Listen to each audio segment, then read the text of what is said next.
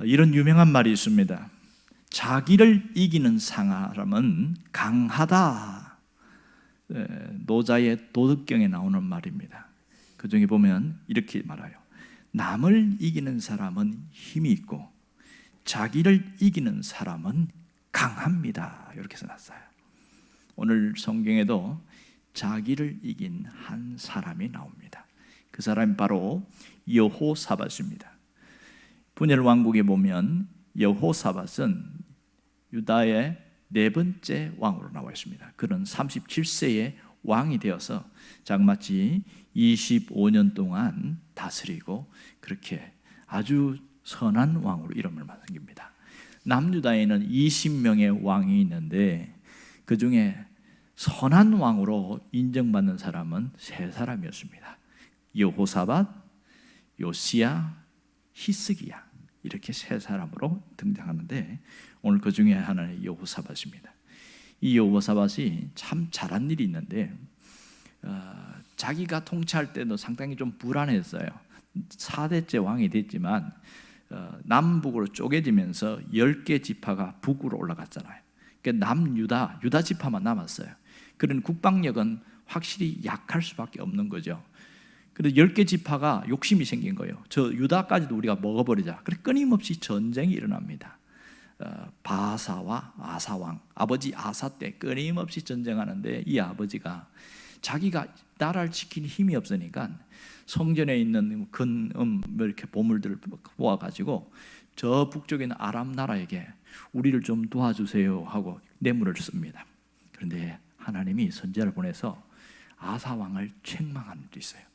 어찌하여 왕께서는 하나님을 의지하지 않고 저 강대국 아람을 의지합니까?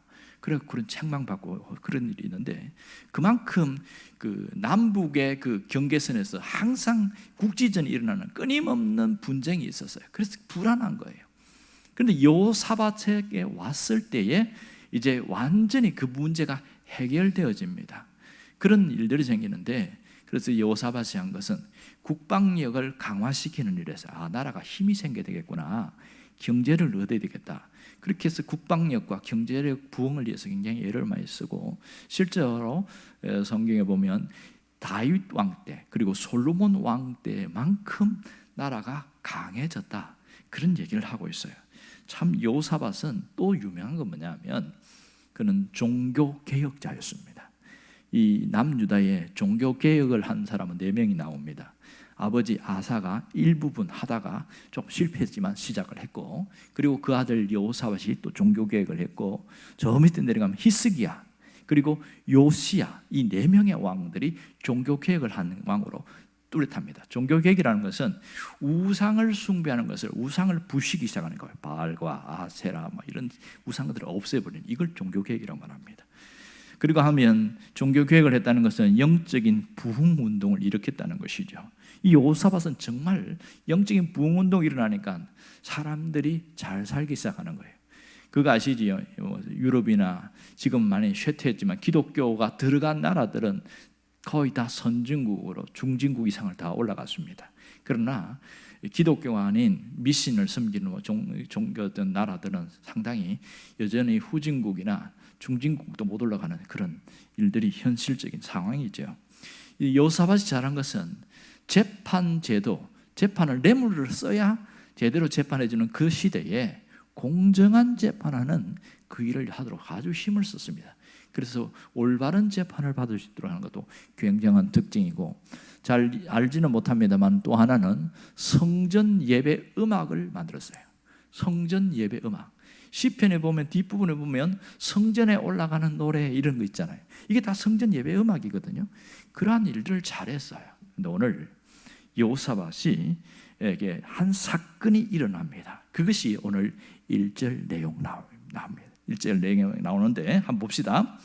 유다 왕 여호사밧이 이 평안히 예루살렘에 돌아와서 그의 궁에 들어가니라. 여기 보면 여호사밧에게 아무 일도 일어난 것이 아닌 것처럼 평안히 이 예루살렘 궁으로 들어간다, 이렇게 써놨어요. 그런데 그 앞에 있는 18장의 앞부분을 보면 28절에서 34절까지 보면 엄청난 일을 겪었습니다. 아람과의 전쟁이 일어나는데 그 전쟁에 참여했다가 죽을 뻔하다가 가까스로 살아난 그런 일이 있었어요.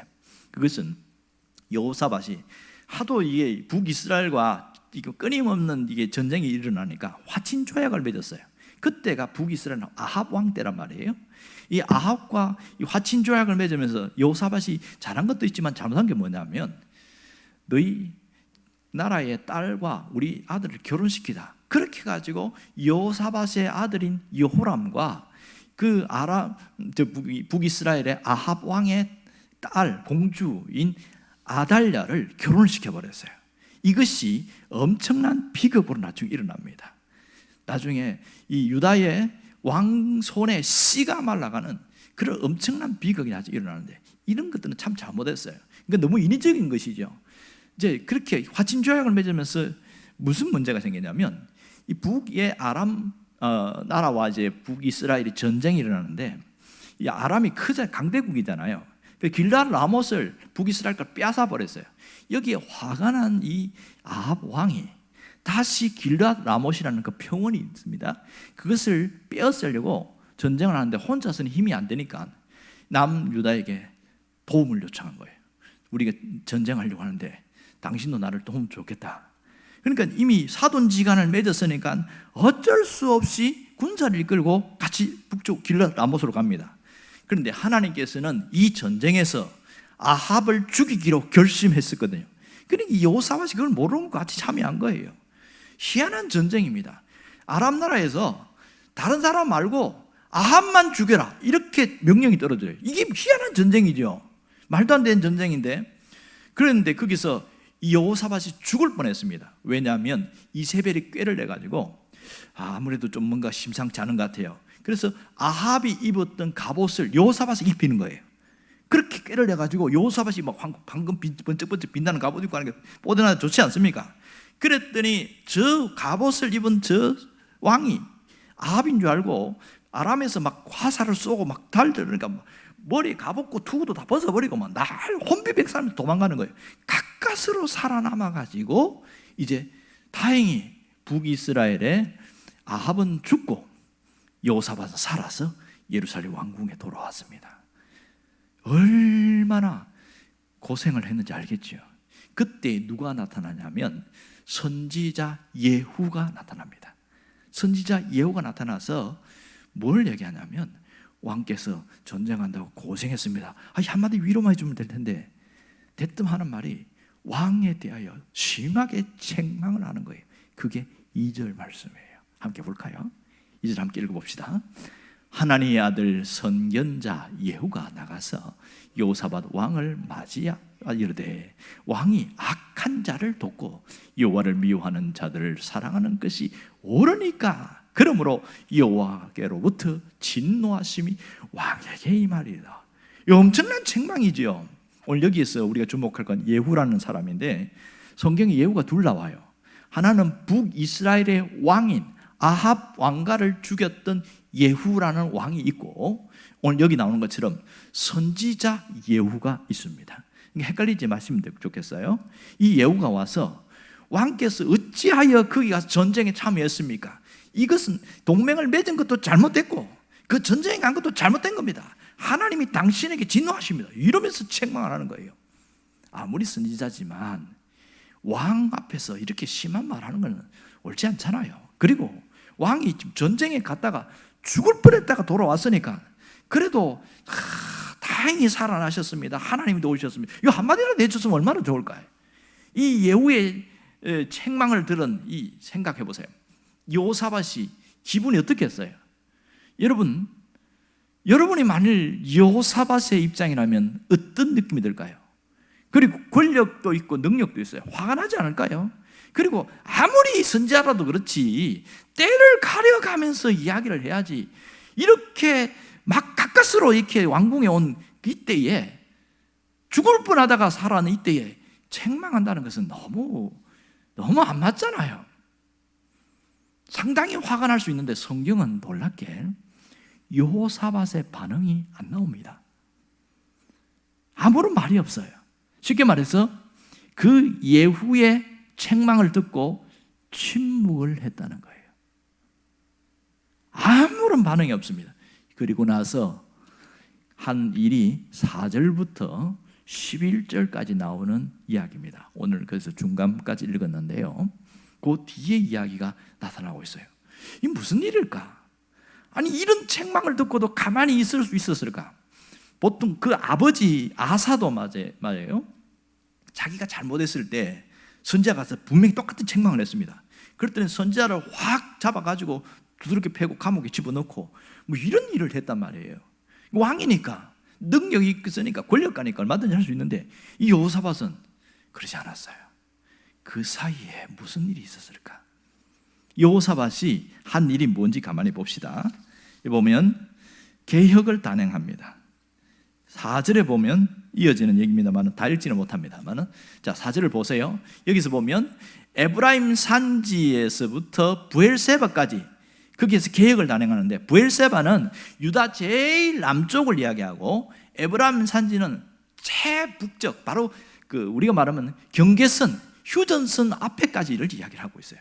거기까지 직접 순찰을 하면서 신앙개혁을 하는 거예요. 신앙개혁, 아까 제가 이야기했죠? 종교개혁을 시작했다. 종교개혁의 가장 주 목적은 뭐냐면 우상을 없애버리는 거예요. 우상을 없애버리고, 또 하나는 하나님께로 돌아오게 만드는 일이 종교개혁입니다. 그러니까 엄청난 일이지요. 그러니까 다 일일이 돌아다니면서 제사장을 세우고 거기에 제사제도 확립하고 그다음 율법을 또 가르치고, 그렇게 하면서 사람들을 깨우기 시작하는 거예요. 영적 대각성 부흥운동을 일으킨 거죠. 그리고 가장 그 중에서 백성들에게 재판을 막 잘못하고 있으니까 재판관들을 막 바꿔버리고 올바르게 재판할 수 있도록 일일이 신경 쓰고, 이 엄청난 개혁을 단행하기 시작하는 거예요.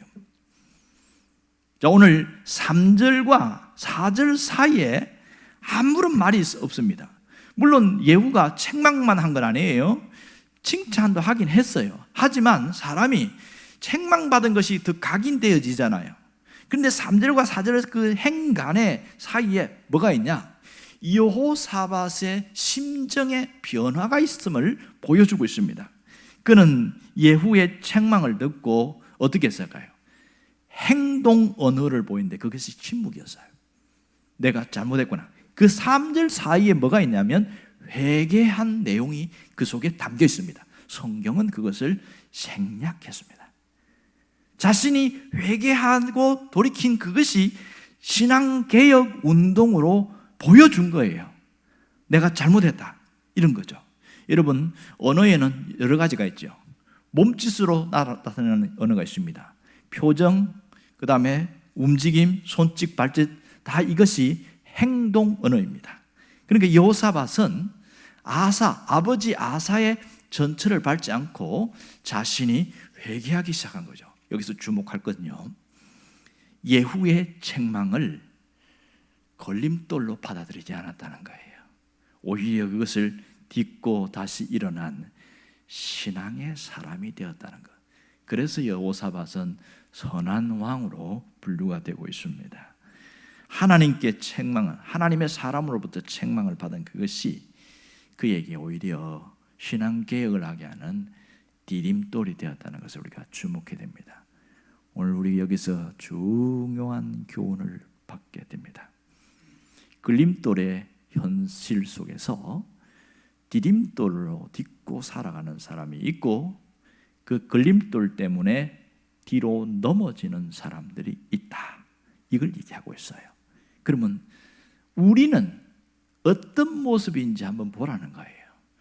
여호사밧의 모습을 통해서 그 거침돌이 되는 그것을 오히려 디딤돌로 삼고 일어선 그것 하나가 여호사밧이 위대하게 되었던 그 모습임을 잘 보라는 겁니다.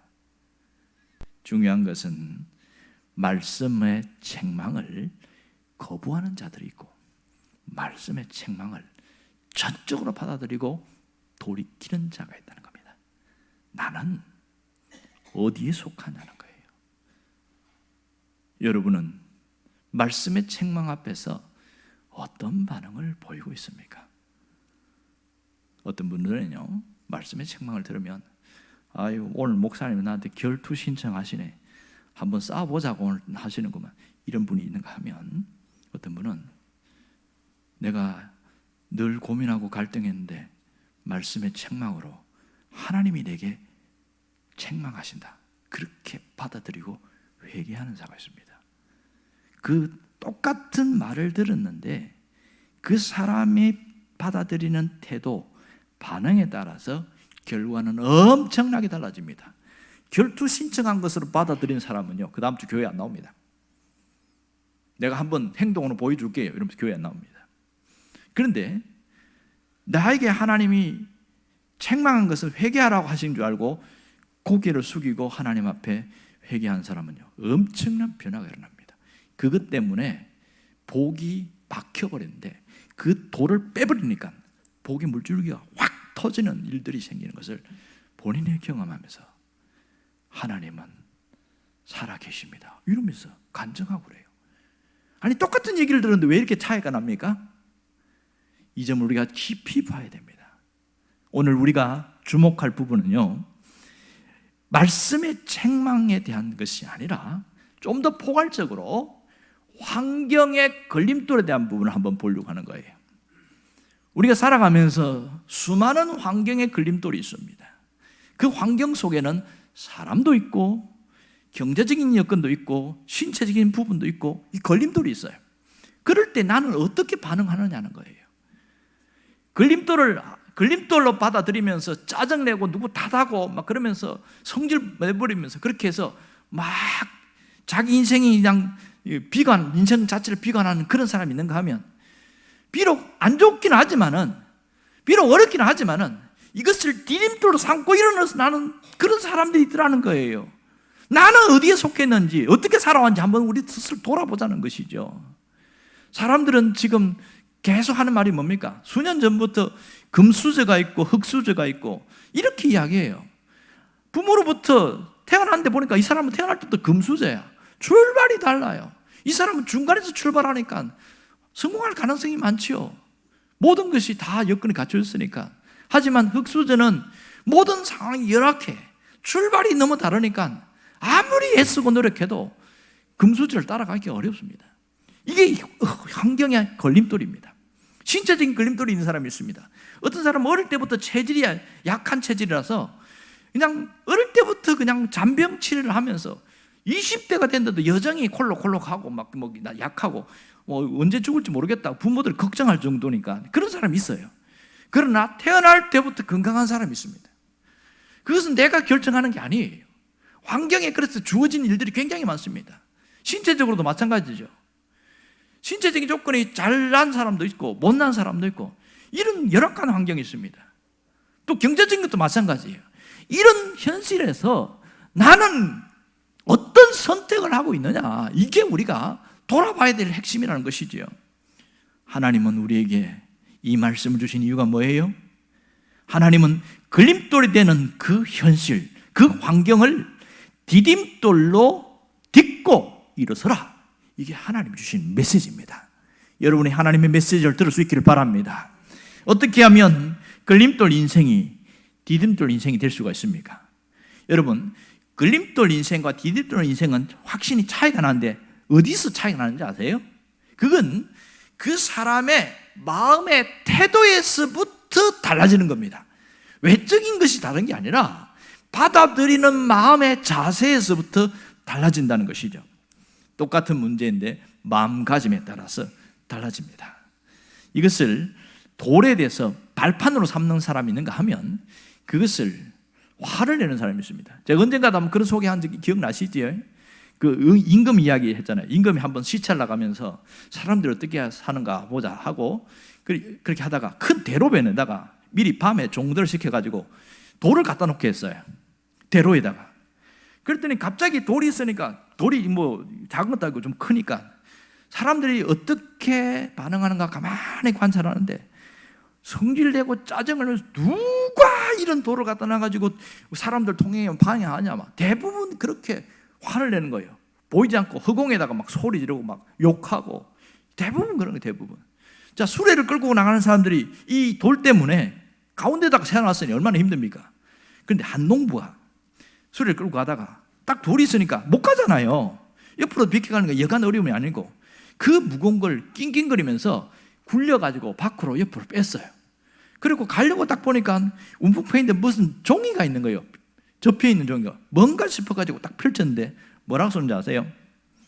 이 돌을 옮긴 자에게 주는 보상, 이렇게 써놓고 내용은 황금 얼마 이렇게 써놓은 거예요. 그러면서 거기 뭐라고 하면 임금 100. 기가 막힌 일이죠. 사람들은 다 눈에 보이는 그 돌만 보면서 짜증을 냈습니다. 성질을 냈어요. 그런데 똑같은 현실 속에서 그 농부는 야, 이거 내가 치워야 되겠다. 그래서 옮겼는데 그것 때문에 상을 받는 이런 일이 있습니다. 여러분, 우리 삶 속에서 인생을 50년 살면 50년, 70년 살면 70년 동안에 수많은 걸림돌이 있어요. 수많은 걸림돌. 장애물들이 너무 많았단 말이에요. 그런데 거기에 어떻게 반응하느냐에 따라서 인생이 갈라진다는 걸 어떤 사람은 아는 사람도 있고 모르는 사람도 있고, 또 하나는 알긴 아는데 안 바뀌는 사람이 있고, 두 종류가 있습니다. 여러분은 어디에 속하고 있습니까? 내 인생의 걸림돌이 되는 그 앞에서 어떻게 반응하고 있느냐는 거예요. 어떤 집안에 아버지가 술을 너무 좋아하다가 보니까 그만 알코올 중독자가 됐습니다. 그래서 그분은 366일간 술을 마십니다. 무슨 말인지 이해 못 하시네요. 4년마다 한 번씩 366일 되는 거 아십니까? 365일에서 2월 달이 28일인데 29일이 한 번 되는 날이 있습니다. 366일이에요. 그러니까 1년 동안 한 번도 술을 안 마시고 지나간 적이 없다는 얘기죠. 그런데 그 두 아들이 있었는데 하나는 아버지 닮은 알코올 중독자고 하나는 술 하나도 안 마시는 그런 사람이 됐어요. 그래서 이 아버지를 닮았던 이 알코올 중독자 아들은 내가 인생이 이렇게 망가진 것은 아버지 탓이다. 왜냐하면 아버지가 그렇게 가르쳐 줬으니까 내가 술을 먹고 알코올 중독자가 나도 되고 인생이 망가진 거야. 이렇게 아버지 탓이었어요. 그런데 둘째 아들은 뭐라고 얘기했냐면 난 아버지가 그렇게 망가지는 거 보니까 나는 그렇게 살면 안 되겠다고 결심하고 또 결심하고 술 먹으라고 유혹이 올 때마다 안 먹겠다고 결심하고 그렇게 해서 아버지 때문에 내가 술 안 먹는 사람이 된 거예요. 인생이 완전히 편 거죠. 아버지가 잘못입니까? 그 사람의 결심과 태도가 문제입니까? 두 번째잖아요. 우리는 환경을 탓할 때가 너무 많아요. 현실이 어때서 그렇고 사람이 어때서 그렇고 그것이 영향을 주는 건 사실입니다. 하지만 그것 때문에 내가 망하는 게 아니에요. 내 마음의 마음가짐, 내 마음의 태도 때문에 인생이 무너진다는 것을 알아야 합니다. 중요한 것은 장애물, 걸림돌을 어떻게 바라볼 것인가 하는 문제입니다. 똑같은 현실 속에서 이 걸림돌에 대한 나의 눈, 이것을 관점이라고 말합니다. 그 관점에 따라서 삶은 확연하게 차이가 나게 되어 있습니다. 여러분은 내 현실 속에 있는 걸림돌에 대해서 어떤 관점을 갖고 있느냐, 이것을 깊이 생각해 봐야 됩니다. 오늘 하나님은 우리가 걸림돌 때문에 무너진 인생이 되시를 원치 않습니다. 환경의 장애물 때문에 인생이 망가지는 걸 원치 않습니다. 살다 보면 이런저런 실수도 하고 이런저런 어려움도 생기고 그래서 내가 실수해서 망가지기도 하고 어떤 다른 환경적인 여건이 안 좋아서 망가지기도 하고 그렇게 해서 힘든 경우를 많이 겪습니다. 하지만 이것을 어떻게 하느냐에 따라서 삶은 완전히 달라지는 거예요. 전에 한번 소개한 적이 있는데 그 늙은 당나귀 이야기 아십니까? 이 늙은 당나귀 한 마리가 있었는데 나이가 들고 이제 노쇠하니까 뭐 짐도 끌긴 합니다만은 그렇게 젊은 당나귀처럼 그렇게 못해요. 그런데 이 늙은 당나귀가 어떻게 잘못해갖고 우물에 빠져버렸어요. 우물에 빠졌으니까 주인이 막 너무 당황한 거죠. 그래도 뭐 늙긴 했지만은 있으니까 좀 덜 아쉬웠는데 이거 빠져버리니까 이거 어떻게 해야 되나 고민하다가 아유 이왕 뭐 나이도 들었고 죽을 때 다 돼가니까 죽을 때가 돼서 죽는가 보다. 그래서 여기서 그냥 장사 치러야 되겠다. 그 우물에다가 이제 사람들 불러가지고 헐구로 가서 덮어주려고 그렇게 한 거예요. 그 참 착한 주인이죠, 보면. 근데 당나귀 입장에서는 너무 황당한 거죠. 다행히 우물에 빠졌는데 우물이 그렇게 뭐 많지는 않고 발목에 이렇게 올 정도의 우물이었어요. 근데 난데없이 저 위에서 흙이 떨어지니까 당나귀가 너무 놀란 거죠. 화들짝 놀래가지고, 야, 이게 죽는구나. 우리 주인이 나도 이게 죽이려고 그런가 보다. 사람들 죽이려고 그런가 보다. 난리가 나는 거예요. 그래서 막 당나귀가 막 나 살려달라고 막 그렇게 소리치고 하다가 어느 시간 지났는데 아무 소리가 안 나는 거예요. 그 신기해가지고 진짜 죽었나 보다 하고 사람들이 고개를 썩 보더니 당나귀가 바로 요 위에 우물 가까이 올라와 있는 거예요. 어떻게 올라왔냐는 거예요. 어떤지 아십니까? 이 당나귀가 위에서 떨어지는 흙, 삽에 퍼붓는 흙을 막고 하면서 머리를 흔들고 막 그러면서 이리 뛰고 저리 뛰고 하다가 나중에 이제 물이 다 채버려진 거예요. 이게 흙이 세갖고. 그렇게 발로 이리 뛰고 하다 보니까 다 젖어가지고 이게 깊은 데다 점점 올라와가지고 이게 나올 수 있는 그 여건까지 돼버린 거죠, 이게. 나이 들은 당나귀도 살려고 발버둥 치니까 살 길이 생기더라는 거예요. 하물며 하나님은 우리에게 더 좋은 것을 열어주셨습니다. 살려고 하면 살 수 있습니다. 놀라운 것은요, 때로는 내가 감당할 수 없는 한계에 부딪힐 때가 있어요. 그때에 전능자의 손을 잡아라. 하나님은 끊임없이 말씀합니다. 네가 할 수 없는 한계 상황에 부딪힐 때 나의 손을 잡아라. 주님은 그 말씀을 하고 계십니다. 여러분이 내가 여기에서 너무 힘들다, 도저히 살 수가 없다, 그 한계 상황에 전능자의 손을 잡을 수 있기를 바랍니다. 하나님은 기다리고 있습니다. 우리가 힘든 걸 모르는 게 아니에요. 뭘 기다리고 있어요? 손을 뻗치도록 기다리고 있는 거예요. 전능자의 손을 잡는 그 모습이 때로는 무릎을 꿇는 기도로 나타나고, 때로는 하나님 앞에 뭔가를 내가 드리는 섬김으로 나타나고, 예배로 나타나고, 다양한 모습으로 나타납니다. 하지만 전능자의 손을 잡을 때에 주님은 그때부터 역사하신다는 겁니다. 이 영적인 원리를 깨달을 수 있기를 바랍니다. 지금 돌아가 있습니다마는 로버트 슐러 목사님이 자신이 겪은 경험을 하면서 언젠가 설교한 적이 있는데, 자기가 인생의 장애물을 만났어요. 하나님, 너무 힘들어요 이러면서 이제 기도를 했던 모양입니다. 그런데 그분의 표현에 이러는 거예요. 절벽 가까이로 오라. 자기 너무 힘들어 가까이 오라는 거예요. 그러니까 가니까 하나님 그 절벽에서 팍 밀어버리더래요. 얼마나 서운하겠어요. 그런데 절벽에서 떨어지는데 하나님이 주신 날개가 펼쳐졌더라. 표현이 그래요, 표현이. 하나님이 그에게 날 수 있는 날개를 주셨는데 몰랐다는 거예요, 지금까지. 늘 힘들고 어려운 것만 생각했는데 하나님이 절벽에서 밀은 것은 그 절벽에서 너의 날개를 펴고 날아오르라, 그 뜻인데 그걸 몰랐다는 거예요. 그걸 깨닫고 나서 이제는 이 인생의 절벽을 더 이상 두려워하지 않게 되었다. 왜냐하면 나는 하나님이 주신 날개가 있으니까. 그러면서 그걸 뚫고 일어났던 경험을 이야기를 했습니다. 그 표현이 참 기억에 남아요.